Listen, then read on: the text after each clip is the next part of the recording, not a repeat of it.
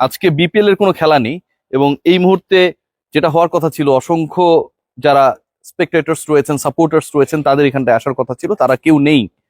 কিছু মানুষ এসেছিলেন, তারাও চলে গেছেন। বাংলাদেশের 3বারের প্রধানমন্ত্রী বেগম খালেদা জিয়া তিনি আমাদের ছেড়ে চলে গেছেন। শোকের আবহ সিলেটে বিপিএল এর খেলা বন্ধ করা হয়েছে এবং সবচেয়ে বড় ব্যাপার, বাংলাদেশের কিংবদন্তি ক্রিকেটার অথবা ক্রিকেটাররা যাদেরকে নিয়ে অনেক ধরনের আলোচনা বিভিন্ন সময় হয়েছে পলিটিক্যাল কারণে, বেগম খালেদা জিয়া, বিএনপির সবচেয়ে বড় প্রতিপক্ষ রাজনৈতিক দল বাংলাদেশ আওয়ামী লীগ, কিংবা আজকে যাদের সাথে সম্পর্ক টানাপোড়েন, পুরো বাংলাদেশের মানুষ একটা জায়গায় একমত হয়েছে।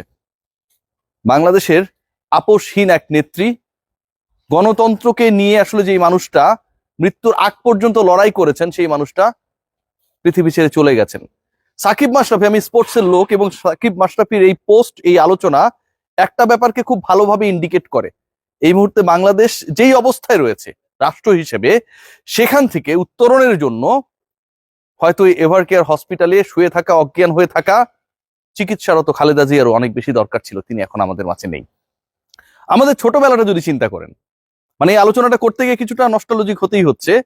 ছোটবেলা থেকে বড় হওয়া পর্যন্ত বা এই পর্যন্ত আমরা যারা এসেছি, আমাদের আশপাশের প্রজন্ম বড়ই হয়েছে হাসিনা, খালেদা, আওয়ামী লীগ, বিএনপি এরকম আলোচনা দেখে। নির্বাচন, কারচুপি, কেউ কাউকে মানে না, সংসদে ওয়াকআউট, হরতাল, ক্ষমতায় থাকলে একদল একরকম, বিরোধী দলে থাকলে আরেক রকম, এই পুরো কালচার দেখে।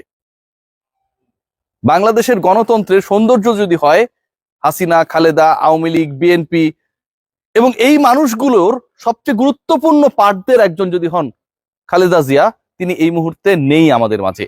আমাদের শৈশব, কৈশোর কিংবা পরিণত বয়সে যে মানুষগুলো আমাদের উপর সবচেয়ে বেশি ইম্প্যাক্ট রেখেছিল, সেই বেগম খালেদা জিয়া এখন আমাদের মধ্যে নেই।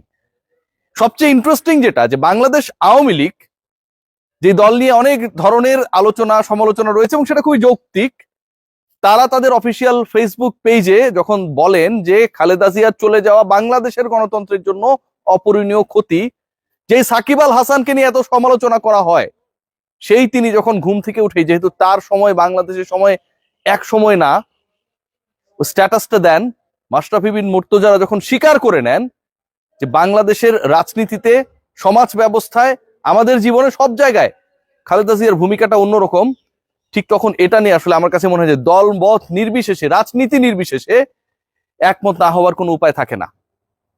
খেয়াল করে দেখবেন যে